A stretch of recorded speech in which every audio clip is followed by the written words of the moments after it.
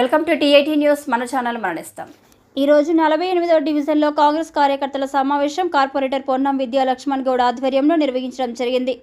MLA Makkan Singh Raj Thakur సూచన మేరకు MP ఎలక్షన్లో భాగంగా గడ్డం వంశీని గెలిపించే దిశగా 48వ డివిజన్ కాంగ్రెస్ కార్యకర్తలు అధిక సంఖ్యలో పాల్గొనడం జరిగింది. ఈ కార్యక్రమంలో కార్పొరేటర్ పొన్నం విద్యా లక్ష్మణ్ గౌడ్, జక్కుల రాజేందర్, సదానందచారి, పేరవీన శ్రీను, నాగుల సంపత్, శ్రీకాంత్, నాని, ప్రతాప్, సతీష్ దాస్, ముజీబ్, నయీం, సిరాజ్ బాయ్, రాసమల్ల మొగిలి, బోట్ల సాయి కుమార్ తదితరులు పాల్గొన్నారు.